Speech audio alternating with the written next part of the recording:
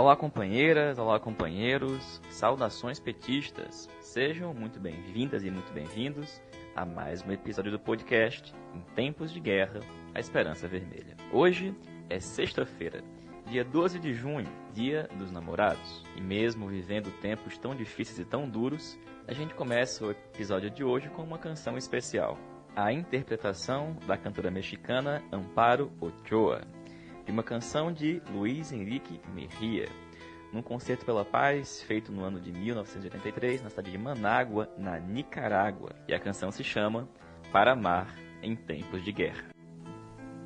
Es despertar y romper el bozal y las cadenas,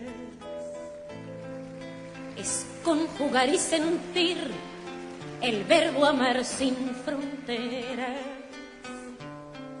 es conseguir que la luna nos dé su pan y su beso, cuando libremos la tierra del que encarcela los sueños, es escribir en el libro del pueblo con sangre y fuego los nombres de los anónimos forjadores de esta siembra, es hablar de la esperanza y del amor que nos cuesta hacer crecer en el vientre de la historia nuestra huella. Es la razón, el lenguaje del hombre y su libertad, que aunque tenga que matar, el amor es su objetivo, que el corazón animal que llevo de hombre imperfecto, como un pájaro ha enrumbado amor su anidar hacia tu pecho. Por eso he de concluir sin que mi guitarra duerma, que ningún golpe es mortal si no se teme a la muerte, que el desvelo por estar en guardia y en la trinchera es oficio del que ama aún en tiempo de guerra.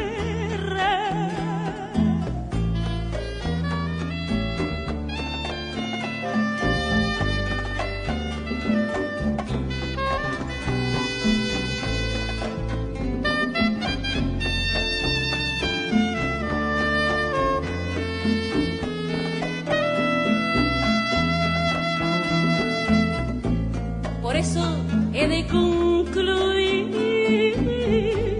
sin que mi guitarra duerma, que ningún golpe es mortal si no se teme a la muerte, que el anhelo por estar en guardia y en la trinchera es oficio del que ama aún en tiempo de guerra, aún en tiempo de guerra.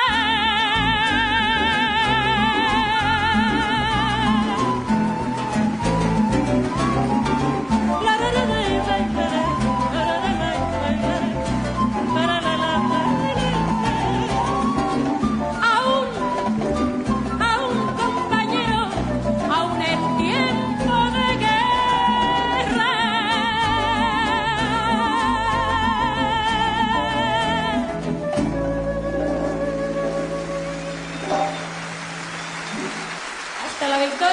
siempre, compañero. Pois muito bem, no episódio de hoje a gente escuta o companheiro Ronaldo Souza que é médico especialista em clínica médica da Universidade Federal do Mato Grosso do Sul, que fala pra gente sobre o avanço da pandemia no Brasil e o desmonte do sistema público de saúde em detrimento do sistema privado que vem promovendo o governo Bolsonaro. Lício Lobo, militante do PT da cidade de Diadema, em São Paulo, fala pra gente dos atos ocorridos na cidade de São Paulo no último domingo e dos atos convocados para este final de semana. Ana Flávia, que é coordenadora geral do DCE da Universidade Federal Rural do Semiárido Alferça, no Rio Grande do Norte, fala pra gente sobre a MP 979.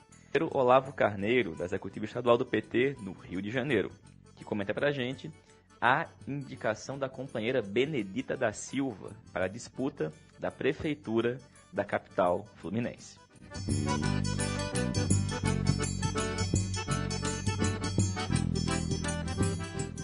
Companheiro Ronaldo, o Brasil ultrapassou ontem 40 mil mortes.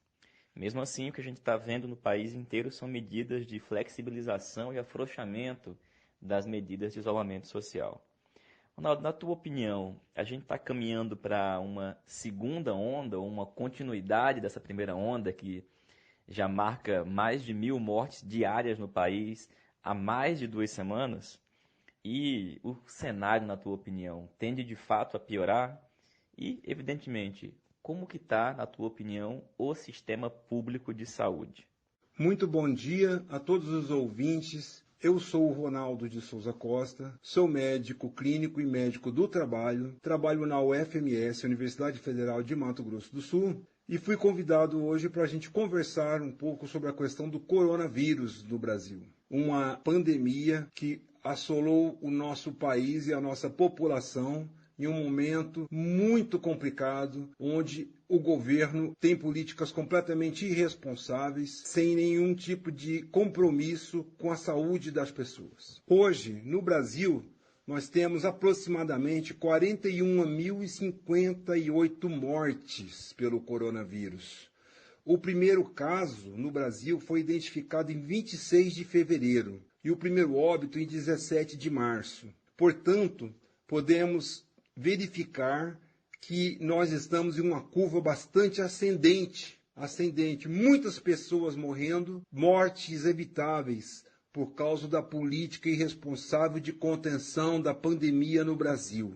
O governo estimula, o presidente da República estimula as pessoas a saírem a campo para trabalhar, para ter suas atividades normais e não tem condições, não tem a menor condição de oferecer tratamento para as pessoas. Aliás, não existe tratamento definido para o coronavírus. Não existe remédio e não existe vacina.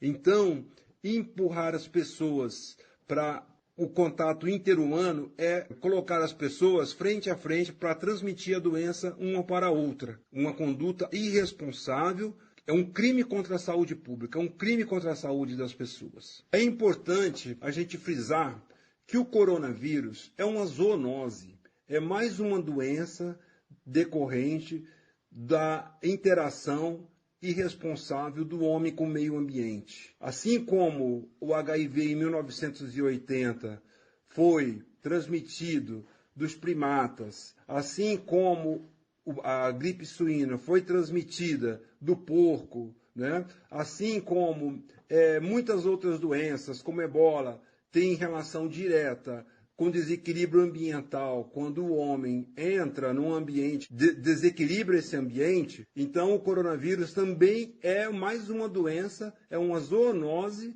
que se adaptou perfeitamente à contaminação interhumana e com qualificações muito perigosas, de alta propagação, capacidade de alta propagação, de difícil controle. O vírus sobrevive de 3 a 7 dias em superfícies mortas.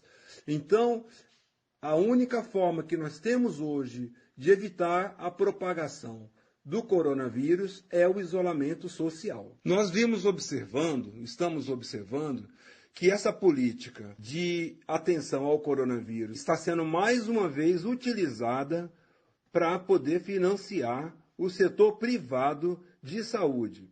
Estamos observando aqui no nosso estado de Mato Grosso do Sul que instituições que não foram referenciadas para tratar o coronavírus estão recebendo milhões de reais, estão recebendo quantias vultuosas de recursos como unidade de referência, mas não estão referenciadas. As unidades que estão prioritariamente referenciadas são as públicas, e as unidades privadas estão recebendo recursos em quantias vultuosas. Então nós estamos vendo mais uma vez, mais uma política do governo de desprivilegiar a saúde pública e privilegiar, em mais um dos seus atos, mais uma forma de financiar o setor privado com dinheiro público, sendo que a população não irá receber os serviços. A decorrência desse processo vai ser a seguinte: nós vamos entrar no inverno, as doenças respiratórias vão agravar, inclusive o coronavírus. Nós não vamos ter uma rede preparada de assistência para atender as pessoas dentro do sistema público. E o sistema privado vai ter os leitos financiados pelo governo, pelo sistema público, para atender os pacientes de convênio particulares, não é mesmo?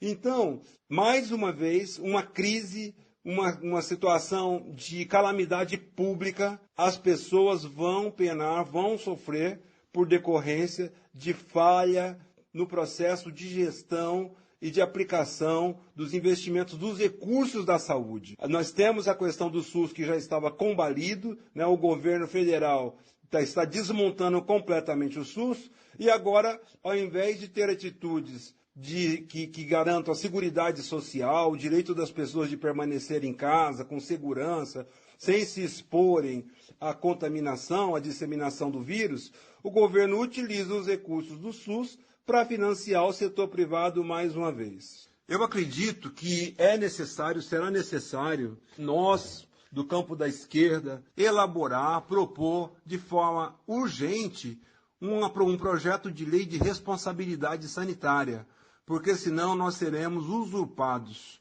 A população irá ficar sem os recursos, irá ficar sem assistência, irá padecer de forma precária, e nós não teremos condição de ampliar esse tipo de atendimento dentro do Sistema Único de Saúde. Eu quero aqui agradecer a oportunidade que o Patrick e a articulação de esquerda me proporcionou. Me coloco à disposição para poder continuar participando desses processos, das discussões, das ideias, e vamos lutar, vamos nos agregar no sentido de garantir o Sistema Único de Saúde, de proteger e de defender o Sistema Único de Saúde como um sistema de saúde 100% público, onde os recursos não extravasem para o setor privado. Nós estamos numa condição no Brasil precária há bastante tempo. O governo vem investindo prioritariamente já há bastante tempo na União, no Estado e nos municípios, prioritariamente os recursos públicos em serviços privados e não em serviço público. Não só o SUS padece de falta de financiamento, como também de má gestão e má investimento dos recursos e infraestrutura. Um abraço, tudo de bom para todos os brasileiros, muito cuidado, vamos, sempre que possível, nos manter em isolamento social. Valeu, Ronaldo. Obrigado, companheiro. Companheiro Lício Lobo. Lício, no episódio da segunda-feira, a gente comentou aqui sobre os atos de diversas cidades. Com relação à cidade de São Paulo, que foi talvez o maior ato do país, concentrado no Largo da Batata, a gente também tem previsões de atos para esse fim de semana, Lício. Você esteve lá, né, acompanhou. O que você conta para a gente de como foi esse ato e o que se espera para o ato desse domingo? Oi, Patrick. Olá, ouvintes do podcast Esperança Vermelha em Tempos de Guerra. Eu sou o Lício Lobo, militante do PT de Diadema, e vou falar aqui do tema das manifestações de rua contra o fascismo e o racismo ocorridas na cidade de São Paulo no último domingo, e também das perspectivas para o próximo ato que está convocado para o dia 14 de junho. As manifestações de rua das últimas semanas abriram um importante debate acerca da tática necessária para derrotar o governo Bolsonaro e enfrentar a escalada neofascista que vem crescendo no país. Para além desse importante aspecto tático, está cada vez mais evidente que toda essa movimentação está ligada também com um debate mais profundo sobre estratégia.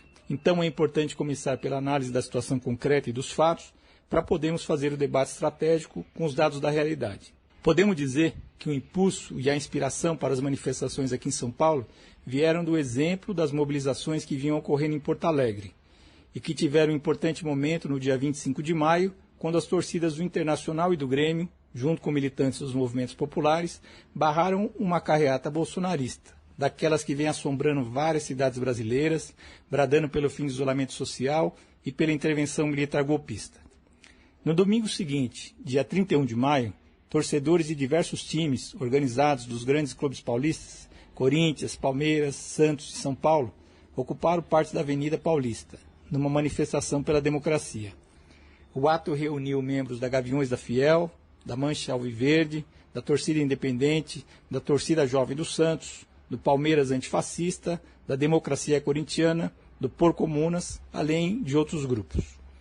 A manifestação levantava bandeiras democráticas e contra o governo Bolsonaro e tinha como objetivo se contrapor à ocupação da Avenida Paulista pelos grupos fascistas bolsonaristas, que já estavam começando a fazer parte da paisagem dessa avenida, que é um dos principais espaços públicos de São Paulo.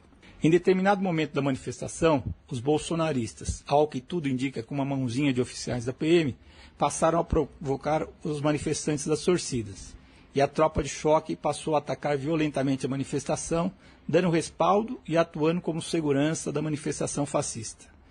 Esse fato gerou grande revolta e criou um ambiente político para que a nova manifestação antifascista fosse convocada para o domingo seguinte, dia 7 de junho, desta vez com uma convocatória ampliada para além das torcidas, com a incorporação de vários coletivos antirracistas, motivados pela luta contra a violência da PM nas periferias de São Paulo, pelas mobilizações antirracistas que se espraiaram dos Estados Unidos pelo mundo. Participaram também da construção do ato, a Frente Povo Sem Medo e a Central de Movimentos Populares. Foi a convocação desse ato que suscitou um enorme debate na esquerda, com várias vozes se erguendo contra, algumas levantando a justa preocupação com a quebra do isolamento social e outras colocando a questão do risco de infiltração de provocadores. E outros ainda, a preocupação de que um ato com confrontos servisse de mote para Bolsonaro consumar suas intenções golpistas. Apesar da oposição dura de alguns setores, a organização do ato bancou a sua realização. A Executiva Nacional do PT soltou uma nota apoiando a realização das manifestações, mas efetivamente não houve nenhum movimento de qualquer instância municipal ou estadual do partido para convocar ou estimular a militância petista a participar. O fato é que, às vésperas do ato, na noite de sexta-feira, uma decisão judicial proibiu a realização da manifestação na Avenida Paulista sobre a alegação de ser uma medida para evitar confrontos. Face a essa situação, os organizadores do ato mudaram o local de realização da manifestação, que se realizou no domingo, dia 7 de maio, a partir das 14 horas, no Largo da Batata. Desta vez, a mobilização foi bem maior que no domingo anterior, expressando a ampliação da convocatória, que foi realizada por um leque maior de organizações e coletivos. As estimativas apontam para cerca de 3 mil pessoas no ato, que teve uma composição majoritariamente jovem, com grande participação de coletivos de luta da população negra e das periferias. Além dos representantes das torcidas antifascistas e dos coletivos de luta antirracistas, falaram no ato os representantes da Frente Povo Sem Medo e da Central de Movimentos Populares. Do ponto de vista dos partidos, a participação do PSOL era visível pela presença do Boulos e alguns outros parlamentares, mas havia também uma presença de militância petista mais ou menos dispersa. Em regra, a manifestação transcorreu durante 2 horas, das 14 às 16, de uma forma pouco centralizada, com vários coletivos e grupos espalhados pela praça, numa tentativa que não logrou muito sucesso, em manter a distância entre manifestantes preconizada pelas regras do distanciamento social. Após a dispersão do ato, por volta das 16 horas, um grupo de manifestantes tomou a iniciativa de fazer uma caminhada rumo à Avenida Paulista, mas foi barrado pela PM, pela ação de bombas e dispersou-se em seguida. De todo modo, a manifestação expressou muita combatividade e uma vontade central de combater contra Bolsonaro e o fascismo. Mas ficou claro também que não há uma linha precisa que costure os diversos atores sociais que participaram do ato. Isso nos leva à questão das frentes e ao papel do PT. Apesar da nota de apoio, ficou evidente que o PT não assumiu um papel relevante na construção do ato do dia 7 de junho, ainda que não tenha sido pequeno o número de militantes petistas que dele participaram. A rigor, nem mesmo a Frente Brasil Popular se colocou como organizadora do ato, ao que consta por divergências da CUT e MST quanto à pertinência da participação. A Central de Movimentos Populares foi a única entidade de massas ligadas à Frente Brasil Popular que assumiu formalmente a construção da manifestação. Na origem das divergências quanto à participação, aparentemente tem grande relevo a questão da necessidade de manter o isolamento social em tempos de pandemia, o que é um argumento que deve ser levado em conta, mas não deve, ao meu ver, ser o único aspecto a considerar. O fato é que enormes contingentes da população trabalhadora da região metropolitana de São Paulo não têm tido a chance de ficar em isolamento, seja por razões estruturais ligadas às condições de moradia nas periferias, seja porque enormes contingentes continuaram trabalhando normalmente durante a pandemia, seja ainda porque o governo federal dificultou ao máximo, e ainda dificulta, o auxílio emergencial para milhões de famílias trabalhadoras. A situação nas periferias de São Paulo vai se tornando cada vez mais tensa e explosiva, com o crescimento do número de mortes em bairros periféricos como Brasilândia, Sapopemba e Capão Redondo, justamente os bairros onde a população trabalhadora é obrigada a trabalhar na pandemia. Isso liga-se ao desemprego crescente e à queda brutal da renda das famílias. A composição social do ato do dia 7 de junho expressou, em certa medida, essa parcela da população, que está procurando uma via política para lutar não só contra o fascismo, mas em defesa das mínimas condições de vida e sobrevivência. É nesse contexto que está sendo chamado mais um ato contra Bolsonaro e o fascismo para o dia 14 de junho, dessa vez na Avenida Paulista. A novidade dessa vez é que o PT estadual aprovou uma nota de apoio à manifestação que conclama a militância à participação e há notícias de que a companheira Gleisi Hoffmann irá participar representando o PT, a conferir esse desenvolvimento. De todo modo, o debate sobre as mobilizações continua em aberto no partido e nas organizações da Frente Brasil Popular, o que torna ainda mais urgente o debate sobre a necessidade de construção de uma frente de esquerda que vincule o combate ao fascismo e pelo fora Bolsonaro com a pauta da classe trabalhadora em defesa do trabalho, do emprego e da renda e dos direitos sociais, com destaque para o direito da população ter condições concretas e materiais de lutar contra o coronavírus. O sentido da urgência da luta é cada vez mais presente. As últimas posturas do Lula contra o engodo da Frente Ampla têm apontado importante caminho para o PT reatar sua ligação com as camadas mais profundas da classe trabalhadora. Mas, como sabemos, esse debate está longe de ser tranquilo no PT. Como de outras vezes, é preciso estar atento à luta de classes e ao movimento do lado de lá, e saber que a disputa de rumos do PT é essencial para a classe trabalhadora brasileira, e ela vai ser feita de baixo para cima e de fora para dentro. Portanto, com todos os cuidados devidos à pandemia, tentando observar regras sanitárias das manifestações, é hora de ajudar a construir as manifestações antifascistas, pelo fora Bolsonaro, pelo trabalho e pelos direitos da classe trabalhadora. Valeu, Lício, obrigado. Companheira Ana Flávia. Ana, o governo Bolsonaro editou, na madrugada de um dia dessa semana, a MP 979. Uma MP que trata de uma intervenção nas instituições públicas, universidades, institutos federais, para a indicação dos reitores e vice-reitores. Hoje, o presidente do Congresso Nacional e do Senado, Davi Alcolumbre, tuitou, informando que vai devolver esta MP. Ana, conta pra gente como é que está esta luta pelas entidades estudantis, de professores, de técnicos, contra essa MP da intervenção de Bolsonaro. Olá, Patrick. Olá, ouvintes do podcast Em Tempos de Guerra, a Esperança Vermelha. Me chamo Ana Flávia, sou coordenadora geral do DCE Romana Barros, da UFESA, e estudante do curso de Direito nessa mesma universidade. Bom, vou comentar aqui com vocês um pouquinho sobre esse processo da MP 979 de 2020 e da resistência que nós, entidades de representação de classe, estamos travando frente a mais uma medida de ataque à autonomia universitária e de ataque aos institutos e universidades federais. Antes de mais nada, é importante que se diga que o governo Bolsonaro, esse governo genocida, criminoso, miliciano, tem se aproveitado da pandemia do Covid-19, da morte de milhares de brasileiros e brasileiras, do avanço do desemprego que ele tem provocado, da piora das condições de vida da classe trabalhadora que ele e seu projeto de governo têm provocado, para seguir o seu projeto de aprofundamento desses ataques aos direitos da classe trabalhadora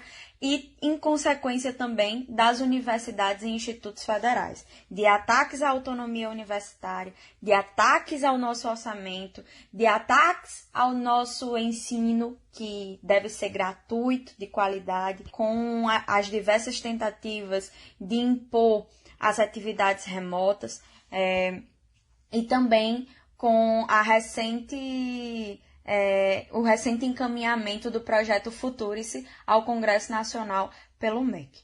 Então, isso é preciso deixar muito claro, para a gente não entender essa MP 979 como uma medida isolada, né?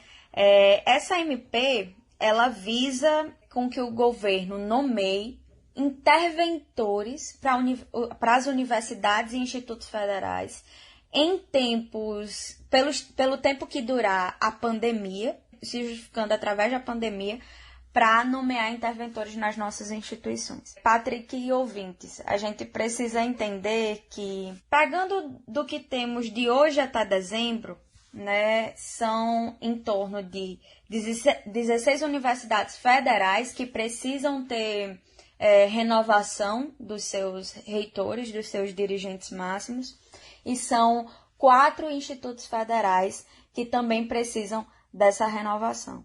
E isso não é algo isolado. Isso mostra a necessidade do atual governo implementar nas universidades e institutos federais o seu projeto de desmonte dessas mesmas instituições, o seu projeto de entregar essas instituições às empresas privadas, através do projeto Futurice, que nada mais, nada menos, ele significa a redução do financiamento público às nossas instituições, a retirada da autonomia administrativa, da autonomia universitária, da autonomia financeira, que está consagrado lá no artigo 207 da Constituição Federal, e coloca o nosso orçamento à mercê de atingirmos metas estabelecidas pelo MEC. Então, é um completo retrocesso. Mas, para além disso, é um projeto que também visa acabar com as políticas de permanência do PENAS, é um projeto que também visa aniquilar qualquer pensamento crítico, qualquer tendência que se coloque minimamente no campo democrático dentro das universidades. Não tenhamos dúvidas que esse governo vai colocar em curso dentro das universidades, vai aprofundar, aliás, um projeto de perseguição às entidades de representação de classe, aos DCEs, aos centros acadêmicos, aos sindicatos dos docentes e dos técnicos administrativos. Então, isso é importante que a gente tenha bem claro, que para além da nomeação de interventores, esses interventores vão colocar em curso um projeto de universidade pública, que é de destruição de tudo que nós temos visto até agora. A Universidade Federal Rural do Semiárido, a UFESA, Patrick, ela estava inclusa nesse leque de 20 instituições federais de ensino que seriam duramente atingidas pela MP 979. Nós estamos em pleno processo eleitoral em curso, as nossas eleições já vão ser dia 15, na segunda-feira. E aí você pode me perguntar quais têm sido as respostas da comunidade acadêmica, das entidades de representação de classe, frente a mais esse ataque às nossas instituições de ensino, né? Nós, particularmente do Diretório Central dos Estudantes Romana Barros, assim que nos deparamos com a MP, pela manhã, às 6 horas da manhã, a gente emitiu um posicionamento claro pela manutenção das nossas eleições. A gente puxou uma palavra de ordem, vai ter consulta na lei ou na marra. E fora Bolsonaro, porque a gente tem que politizar essa discussão. Ao passo em que a gente diz que é preciso ter eleição, a gente tem que dizer que é preciso derrotar esse governo que está constantemente imprimindo diversos ataques às nossas instituições, à autonomia universitária. E aí tivemos reunião com os sindicatos da nossa universidade, o posicionamento também foi o mesmo, de manutenção da consulta, de pressionar o Consune e o Colégio Eleitoral pela manutenção da consulta. Conseguimos essa vitória, o Colégio Eleitoral decidiu, mesmo frente à MP, pela manutenção do processo de consulta, mantivemos o debate puxado pelas entidades de representação de classe, o DCE, o Sinteste e a Adufessa, que foi realizado ontem, mantivemos o debate e o DCE particularmente cobrou publicamente que todas as candidaturas se posicionassem frente à medida provisória 979 e sobre a manutenção ou não do processo de consulta, né? E todas se posicionaram publicamente pela manutenção da consulta, devido a essa pressão e a esse anseio que tinha no seio da comunidade acadêmica.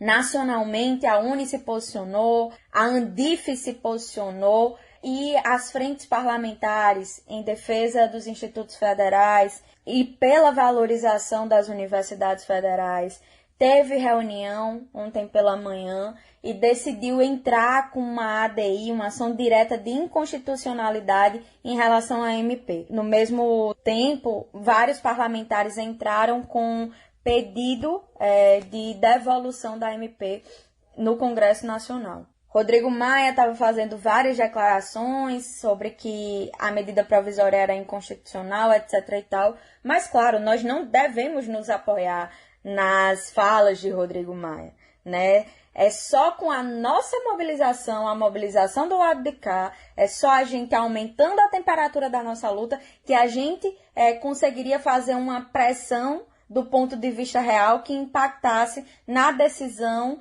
que acabou de sair de Davi Alcolumbre, né, pela devolução da MP 979. Então, foi graças a um processo de mobilização, de reação das entidades de representação de classe, da comunidade acadêmica, que a gente conseguiu derrotar mais uma medida de ataques a gente. Então, não tenhamos dúvidas que se esse governo continuar aí, se nós não o derrubarmos, ele vai continuar mandando diversas medidas que irão nos atacar. Fora Bolsonaro, e vai ter eleições sim nas nossas instituições. Não vamos permitir que esse governo implemente esse projeto desastroso para as universidades federais públicas, para os institutos federais, e também não iremos permitir que eles, por meio de interventores, de golpes, se apropriem da Andifes, que é isso que eles também querem. Valeu, Ana. Muito obrigado, companheira. E companheiro Olavo Carneiro. Olavo, meu velho. Rio de Janeiro, as coisas continuam esquentando. Nessa semana, até a Assembleia Legislativa votou por unanimidade, né, acho que com uma abstenção, a aceitação da abertura do processo de impeachment do governador Wilson Witzel. Mas hoje, Olavo, eu queria falar com você sobre a indicação do Partido dos Trabalhadores da companheira Benedita da Silva para a disputa da prefeitura da capital. A gente já tinha comentado aqui em alguns outros podcasts a possibilidade do Freixo ser candidato, depois a sua retirada. Mas comenta pra gente, Olavo, como é que está essa construção da candidatura da companheira Benedita da Silva? Companheiros e companheiras ouvintes do podcast Em Tempos de Guerra, a Esperança Vermelha, conduzida por nosso camarada combativo Patrick Araújo. Aqui quem fala é Olavo, militante da articulação de esquerda do Rio de Janeiro e da executiva estadual do PT, aqui ocupando a pasta de formação política.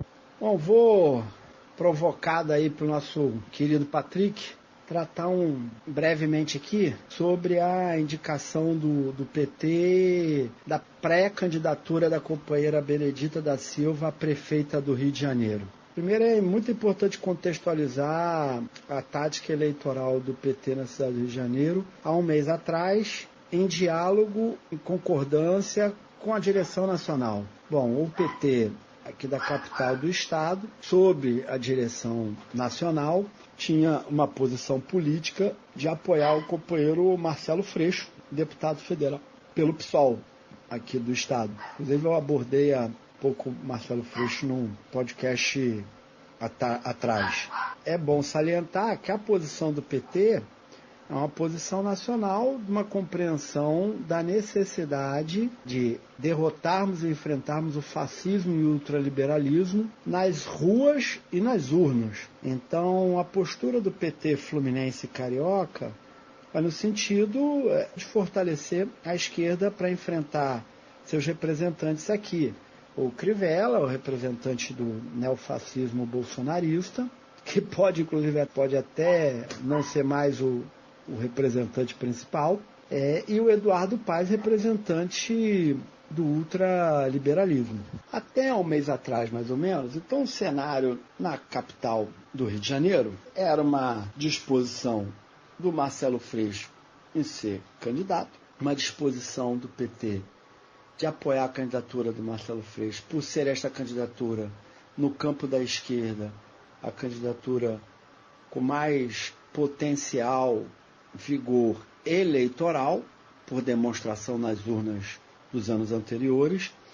O PCdoB não explicitava sua posição, e o PSB do Molon e o PDT da Marta Rocha anunciavam uma aliança entre eles e queriam de Marta Rocha. Quem acompanhou as entrevistas do Marcelo Freixo, ele não cansa de dizer que o PT sempre o apoiou, sempre explicitou e apresentou essa posição, mas que não conseguia sequer dialogar com o PDT e com o Molon do PSB. Então, este é o cenário, digamos, até um mês atrás. Eis que no dia 15, em meados de maio, 15 de maio, Marcelo Freixo oficializa publicamente sua desistência de concorrer ao governo do Estado. É bom também lembrar em que havia pré-candidaturas dentro do PSOL contra o Freixo.